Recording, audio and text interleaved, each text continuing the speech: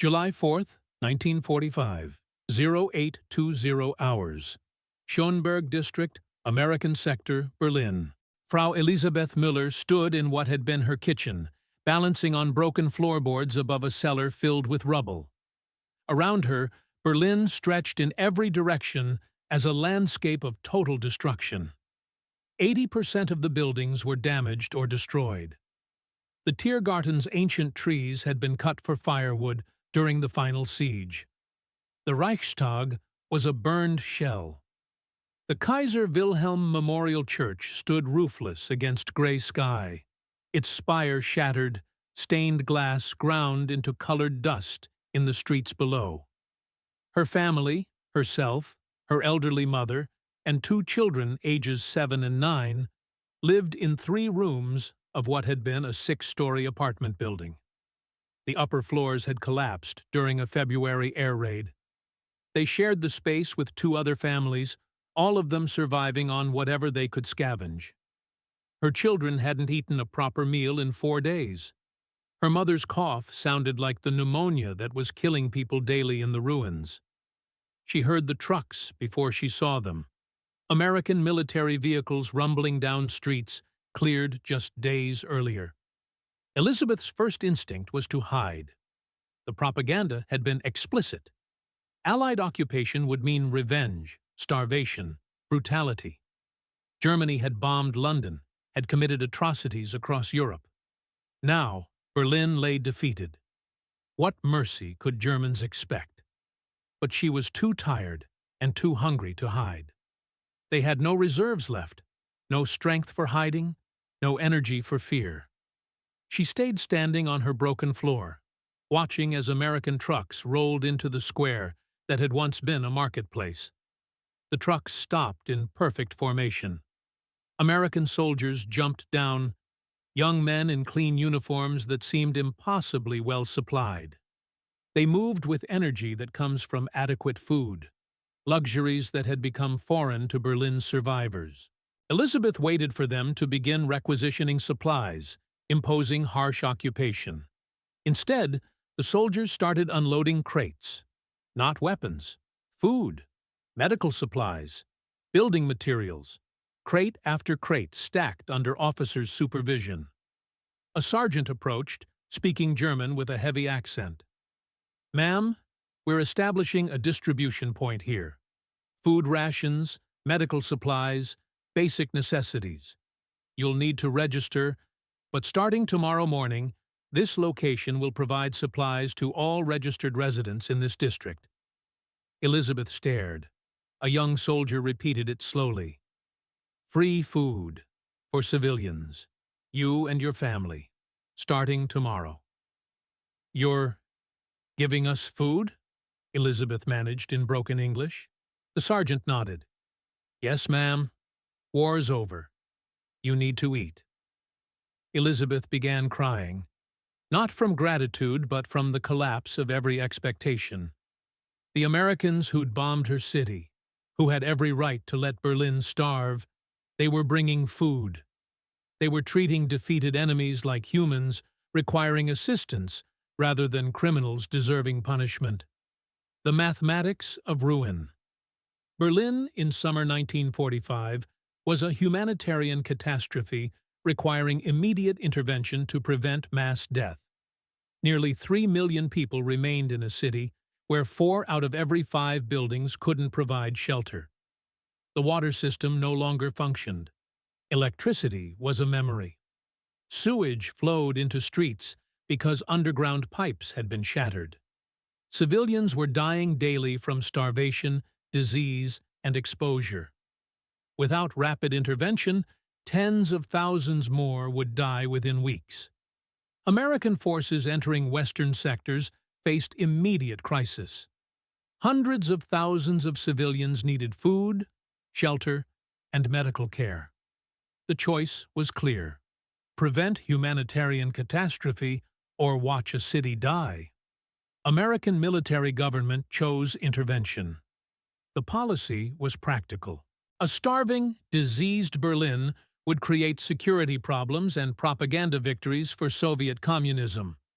A functioning Berlin under American administration would demonstrate democratic competence, but the policy also reflected American values about proper conduct even toward defeated enemies. Colonel Frank Howley, commanding American military government in Berlin, was direct. These people supported Hitler. Their government committed atrocities, but they're also starving civilians. We're going to prevent humanitarian catastrophe because that's what civilized nations do. We'll hold them accountable through proper legal processes while ensuring they don't die of starvation. That's how you occupy properly, with justice and humanity both. The first distribution, July 5, 1945, 615 hours. Elizabeth arrived 45 minutes early. At least 200 people already waited in lines organized by American military police, directing them with hand gestures and basic German. The crowd was mostly women, children, and elderly men. The younger men were dead, captured, or missing. Berlin's final defense had consumed a generation. At exactly 7 o'clock, distribution began. American soldiers at tables took information, name, address, family size, and issued ration cards. When Elizabeth reached the table, the soldier was patient with her broken English, carefully writing details. Your ration card. Present this at distribution. You'll receive rations for 4 people. Come every 3 days. Don't lose this card. Then she moved to actual distribution. The American soldier smiled slightly and began filling her bag. Bread, real bread, fresh enough she could smell it. Cans of meat, beans, vegetables, powdered milk with instructions in German, real coffee, sugar, a small amount of fat for cooking. And then the soldier held up chocolate, gestured to indicate children, and smiled. Elizabeth took the bag with shaking hands. 3 minutes. Professional, efficient, impossibly generous. When she reached home and showed her mother and children, her daughter started crying. Her son touched the chocolate like it might disappear. Her mother stared. They're feeding us. I don't understand it, but they're feeding us. That evening, Elizabeth's family ate bread with real butter, beans with vegetables and meat, and each child had half a chocolate bar. Her daughter ate hers slowly, savoring. Her son devoured his quickly, then looked guilty. There will be more, Elizabeth told them. We go back in 3 days. Why are they helping us? Her son asked. Teacher said Americans were evil. Elizabeth didn't have an answer. Everything they'd been told had been wrong. The rebuilding begins. Beyond food distribution, American forces began systematic reconstruction of essential infrastructure. The priorities were practical: restore water, clear streets, repair buildings, reconnect electricity, establish sanitation to prevent disease. American engineers worked with German volunteers to accomplish these tasks with military efficiency. Within weeks, American bulldozers and German labor crews cleared major routes through rubble. Bricks were salvaged, metal sorted, debris organized. German women formed brigades doing manual clearing. They'd become known as Trümmerfrauen, rubble women, moving debris brick by brick through destroyed neighborhoods. Water system restoration was critical. Pipes were broken throughout the city. Pumping stations had been destroyed. American engineers surveyed damage while hiring German technical personnel who knew the infrastructure. By September, 60% of the American sector had running water. By December, 85%.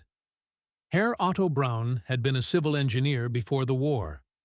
Now he was employed by American military government, working on water system restoration under Captain Robert Morrison's supervision. Otto had sworn after surrender never to work for occupiers. That lasted 3 weeks, until starving made dignity less important than survival. The work was hard, but meaningful. Every pipe repaired meant families could access clean water. Americans provided equipment, supplies, and fair treatment. When workers were injured, American medics treated them. There was no cruelty, just professional work relationships. 3 weeks in, Otto was working beside Morrison on a difficult pipe connection. They'd struggled for hours. Finally, Otto suggested a solution based on original system design. Morrison tried it. It worked. "Good thinking," Morrison said in broken German. "You know this stuff." Otto responded, "Strange, isn't it? Working together. Rebuilding what was destroyed." Morrison nodded. "Better than destroying. That's what I keep telling myself. We're building now. That's got to mean something." By late August, water flowed from taps in buildings that had been dry for months. People could wash. Children could bathe. Basic sanitation became possible. Otto watched a family turn on a tap for the first time in months, saw the mother's tears, understood he was part of something larger than survival. He was helping rebuild civilization, and he was doing it alongside Americans who could have left Berlin to rot, but chose to help instead. The children remember. 7-year-old Klaus Schneider had known nothing but war. Born in 1938, he'd grown up under Nazi rule, survived bombing that killed his father. His world was ruins, hunger, fear. He'd been taught Americans were demons. Then he met his first American soldier while scavenging in rubble. Klaus was digging through debris when he heard English. He froze, terrified. A soldier appeared, young, with kind eyes. He said something Klaus didn't understand, then pulled out a chocolate bar and held it out. Klaus stared. This was a trick. Americans didn't give German children candy. But the soldier kept holding out chocolate, smiling, encouraging. Klaus's hunger overcame fear. He grabbed the chocolate and ran, expecting gunshots. No shots came. The American just laughed, amused by a scared child running with candy. Klaus ran home, showed his mother. She examined the Hershey bar carefully, checking for poison. Finally, she tasted it. Her eyes widened. "It's real. An American soldier gave you real chocolate." They shared it that night. Klaus, his mother, his sister, his grandmother. Small pieces savored slowly. The sweetness was overwhelming. But more overwhelming was the implication. Americans gave children candy. The propaganda had been lies. Over following weeks, Klaus encountered more American soldiers. They gave him crackers, canned fruit, once an entire can of Spam. They smiled, asked his name in broken German, showed pictures of their own children. They weren't demons. They were men who missed their families and felt sorry for German children in ruins. Klaus started hanging around American positions with other neighborhood children. Soldiers would give them small tasks, carrying messages, showing them streets, and pay with food. Not slave labor, just simple jobs that helped soldiers navigate while giving children something to do and food to eat. Corporal Danny Walsh from Boston took special interest in Klaus. Walsh had a son Klaus's age back home. He'd show Klaus pictures, teach him English words, share rations. When Walsh learned Klaus hadn't been to school in over a year, he was horrified. "Kids should be in school," Walsh said through a translator. "Learning things, being kids, not scavenging in ruins." 2 weeks later, American military government announced reopening schools in western sectors. Buildings had been cleared, teachers vetted, supplies gathered. Klaus's mother received notice her children could attend starting September. On the first day, Klaus walked through cleared streets to a repaired building. Inside, German teachers taught from new textbooks. Not Nazi propaganda, but actual education. Some classes included basic English, taught by American soldiers who volunteered. Corporal Walsh was one of the volunteers. Klaus watched Walsh patiently help students pronounce words, smiling when they got it right. The same soldier who'd given him chocolate was now teaching him English in a school Americans had helped reopen, in a building Americans had helped repair. "Why are you helping us?" Klaus asked Walsh one day, his English improving.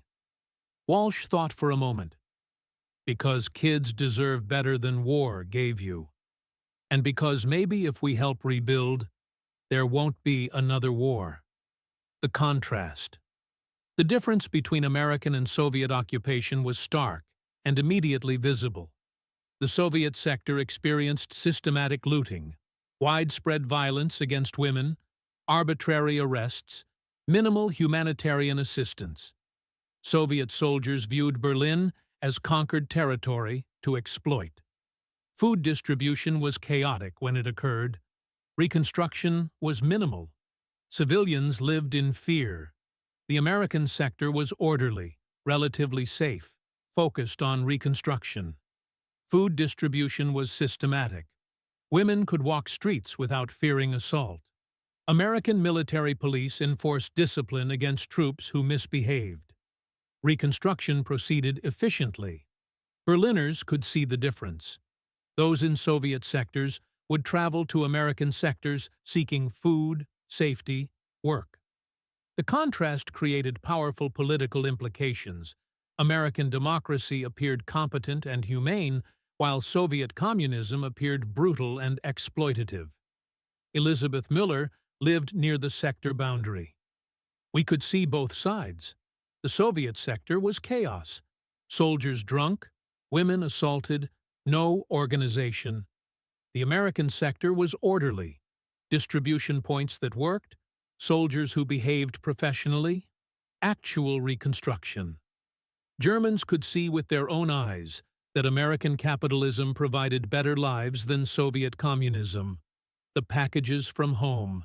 In 1946, CARE, Cooperative for American Remittances to Europe, began sending relief packages to German civilians, funded by Americans who wanted to help former enemies. Each package cost $10 to send, substantial money in 1946, but thousands of Americans contributed.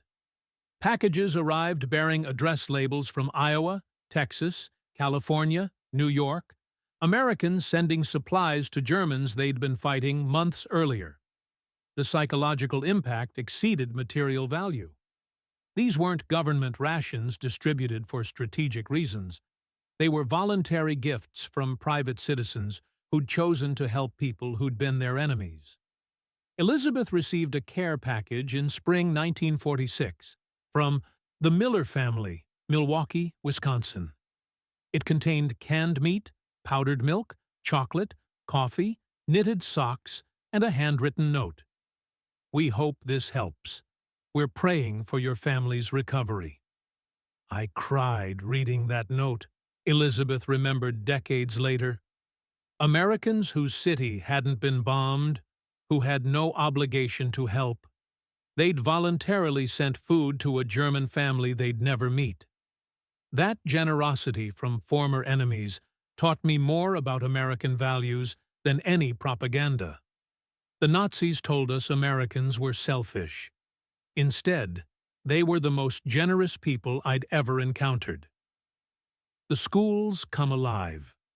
American authorities prioritized reopening schools, recognizing children required education and structure after years of disruption.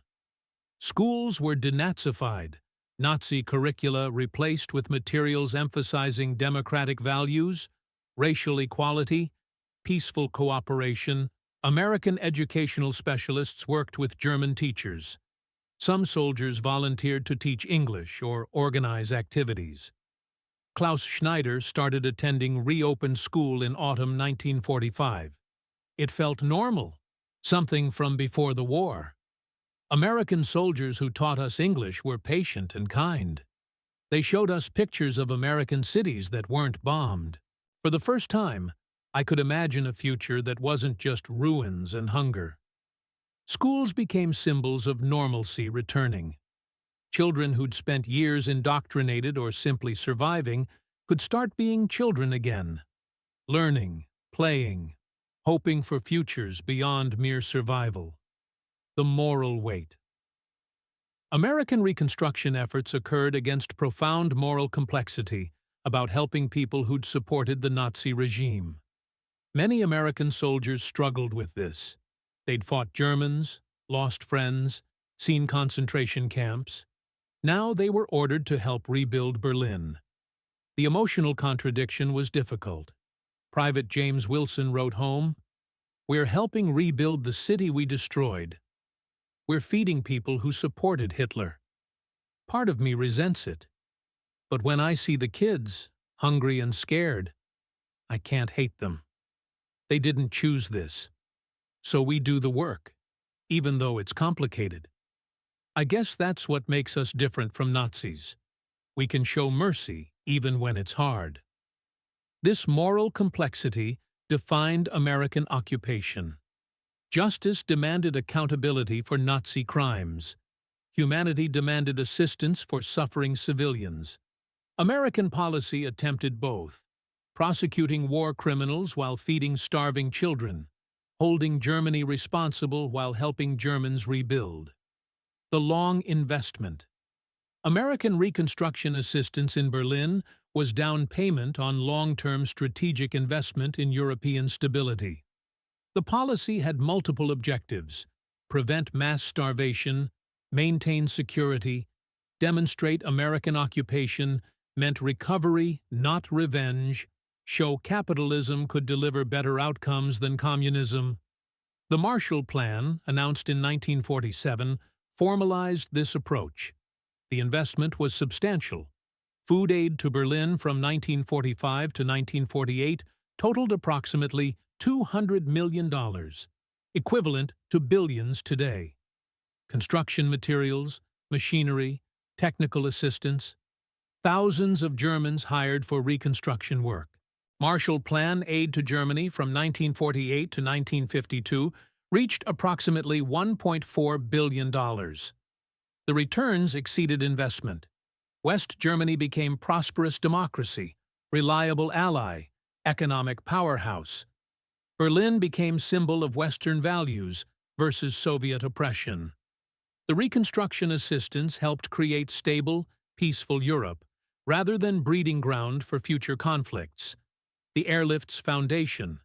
The Reconstruction cooperation established during 1945–47 created foundation for Berlin Airlift of 1948–49.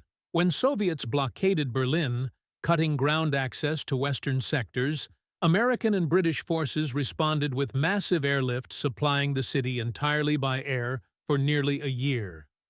The airlift succeeded partly because groundwork had been laid. Berliners trusted Americans, cooperation networks existed, organization was established. The airlift became ultimate proof of American commitment. Former enemies whom Americans had helped rebuild now received extraordinary assistance when Soviets threatened to starve them into submission. Berliners never forgot that Americans chose to supply them rather than abandon them. The transformation measured. By 1948, Berlin's American sector had been substantially rebuilt. 75% of damaged buildings had been repaired or replaced. Water, electricity, and sanitation were restored to pre-war levels. Unemployment had dropped from 80% in 1945 to 15% in 1948. Adequate nutrition was available through combination of aid and restored local production. Crime rates had declined. Schools were reopened, enrollment approaching pre-war levels. Elizabeth Miller reflected on 3 years of transformation. In 1945, I stood in ruins expecting only more suffering. Americans came and helped us rebuild. Not because we deserved it, we didn't, but because they believed in helping even enemies recover. My children grew up seeing Americans as friends rather than conquerors. That's how you end a war properly, by making enemies into allies through choosing help over hatred. The final recognition. The ruins of Berlin in 1945 seem to represent only destruction and despair. But in those ruins, American soldiers and German civilians built something unexpected: cooperation between former enemies, trust between victor and vanquished, foundations for peace that would last generations.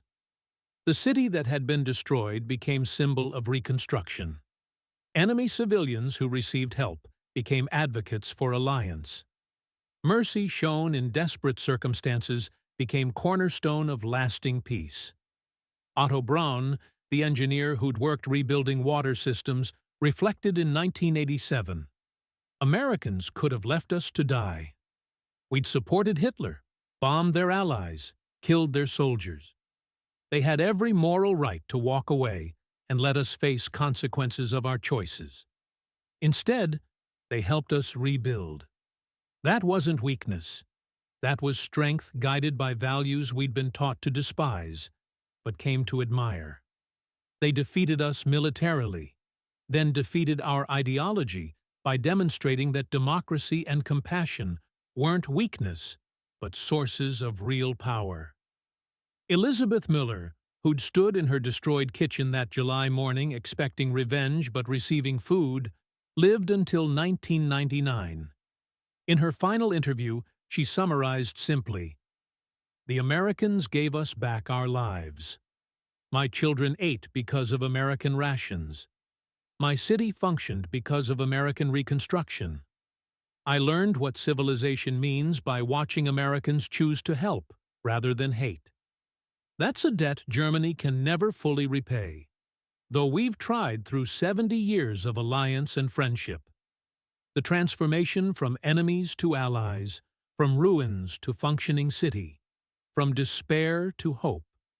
This was achieved not through speeches or propaganda, but through systematic assistance, fair treatment, and consistent demonstration that victory could include mercy. The Americans who helped rebuild Berlin proved that real power isn't just destroying enemies, but helping them rise again as partners in building something better than what war destroyed." In the gray morning light of July 1945, when American trucks rolled into Schöneberg carrying food instead of weapons, bringing supplies instead of requisitions, offering help instead of revenge, that was the moment Berlin's transformation began. Not through force or ideology, but through simple human decency applied systematically across a destroyed city, proving that civilization's strength shows most clearly not in how you wage war, but in how you build peace.